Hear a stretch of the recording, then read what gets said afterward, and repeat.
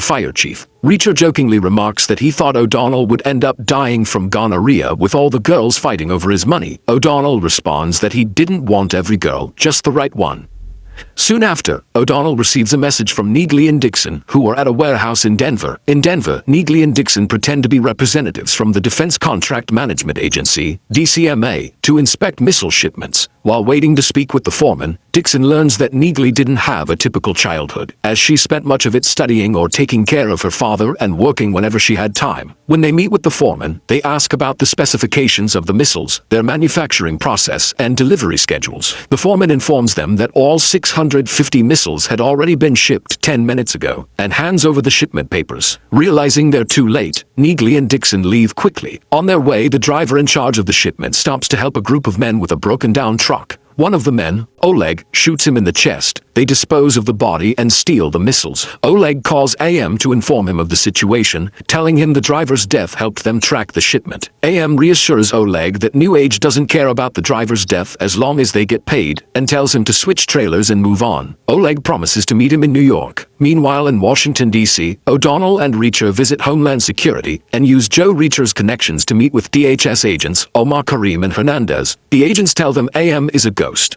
only leaving behind 3 short recordings of his voice. Based on what they know, AM seems to be a broker for experimental or advanced weapons, working for the highest bidder. His first known involvement was 6 years ago in Luxembourg, helping terrorists acquire experimental nerve gas. However, DHS intercepted the trade and arrested everyone, except for AM. Reacher and O'Donnell realize the deal involved bearer bonds, which are used for money laundering and tax evasion, a method that AM would likely use to transport large sums of money discreetly. They figure that AM will make the payment in person during the transaction, which would be their chance to catch him. The agents promise to pursue AM and those working with him, but Reacher warns them that if his unit gets to them first, they'll all be killed, leaving the agents stunned and remarking that his demeanor is just like Joe's. Back in Colorado, the men continue to swap trailers and license plates. Neagley and Dixon recognize the men as hijackers and open fire. Dixon realizes that the foreman must have tipped off New Age about the government inspectors. Langston, now aware of their identities, orders a hit. Oleg manages to drive away with the truck, but they're pinned down by the others. After a brief shootout, Neagley and Dixon manage to ambush and kill the remaining hijackers. After the fight, Dixon calls in the scene anonymously and asks Neagley to get the shipment manifest to track the license plate number.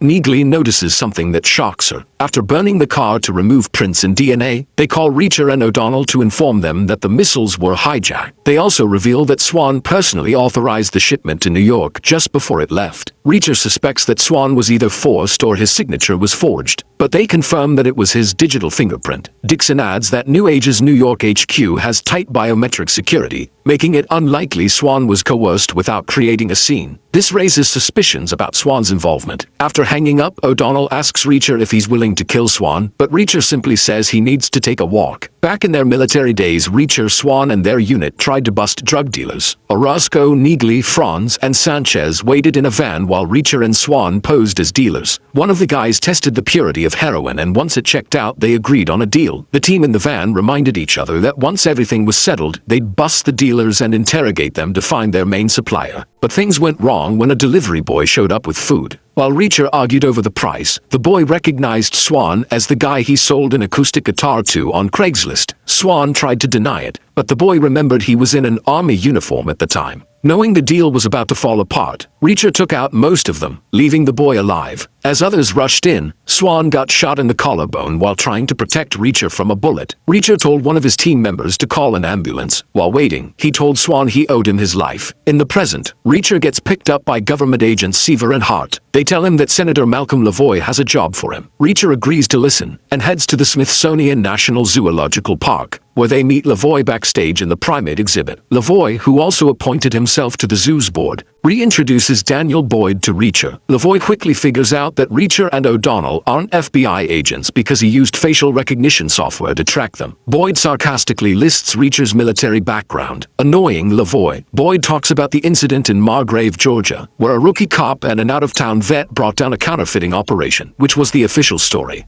Lavoie knows Reacher was involved and asks him to help with this case. Reacher brings up the potential danger to military and civilian aircraft due to Little Wing, and Lavoie thinks terrorists are after the technology.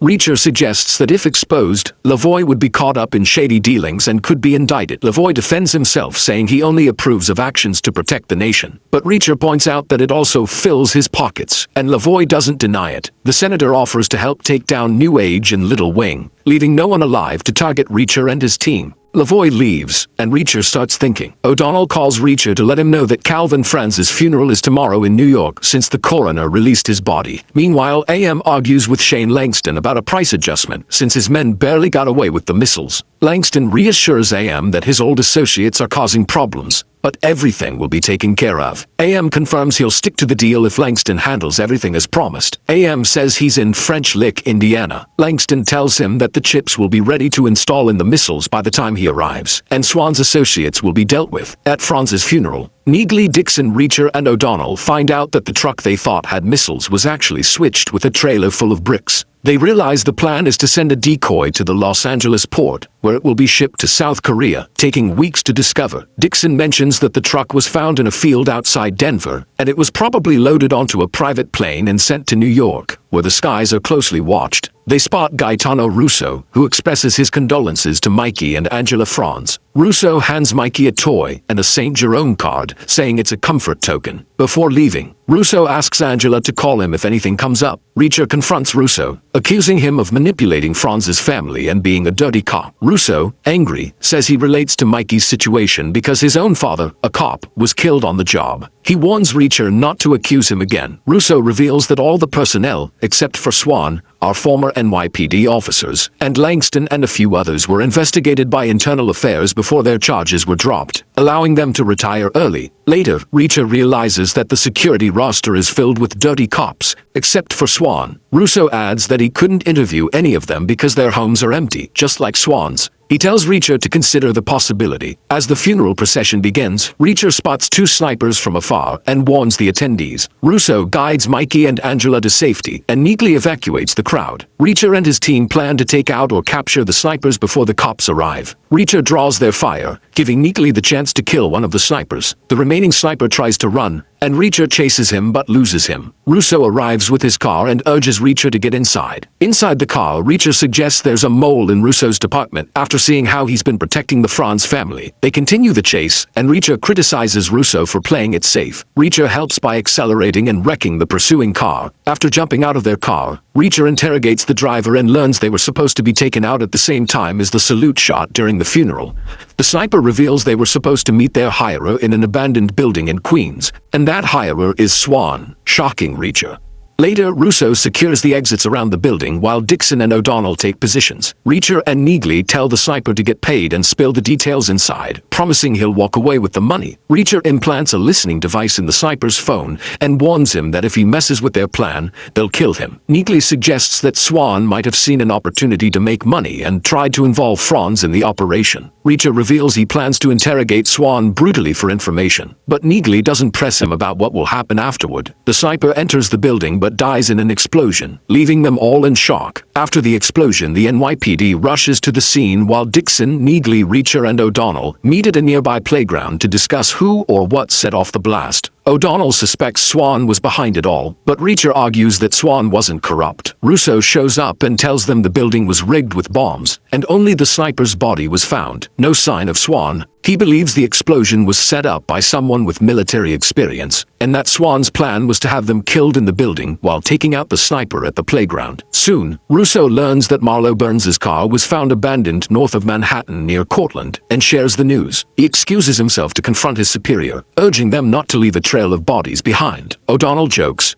comparing Russo to a stereotypical angry movie detective. The group finds Marlo's car abandoned near a convenience store. Inside the store, they ask an employee to check the CCTV footage when Marlo and her daughter Jane came by. Neagley spots Jane carrying a Nintendo Switch and figures out they can track their location through Jane's gamertag and IP address. Neagley suggests heading to Marlo's house to track them down through the smart TV. Before they leave, Richter buys some casual clothes and grabs a Clark bar. In Pennsylvania, Officer Hicks inspects AM's car and notices an air freshener hanging illegally from the rearview mirror. AM tries to charm his way out of the situation, but Hicks insists on writing a warning and running his license. After Hicks finishes his report, AM kills her. Dispatchers soon respond to a radio call about a homicide in Colorado. Back at Marlowe's place, Neagley checks Jane's list of games and sees she has a lot of cross-platform games. Neagley logs into her own account and warns it might take a while. Richter is surprised by how people play these games. Neagley says he'd be good at first-person shooters, and Richter replies, "I am a first-person shooter." He then decides to sleep, with Dixon joining him later. Dixon hugs Richter, saying she needs to release some pent-up tension from recent attacks. Meanwhile, Russo confronts Drew Marsh at his house over corruption and taking a bribe from New Age Technologies. Marsh had been the only one who knew about Richter and his team's location when they were attacked by a biker gang in Boston. Marsh tries to intimidate Russo with his rank and plays on their old memories. But after Russo shows him the evidence, Marsh defends himself, claiming it was a smart move, as Langston had offered him money when Russo was handling Franz's murder. Marsh asks where the investigation is going, but Russo condemns him for helping terrorists and ruining the reputation of the police force. Marsh defends his actions, claiming the missiles will be used elsewhere, but Russo accuses him of working with crooked cops. Marsh argues that he had to take the bribe for self-preservation,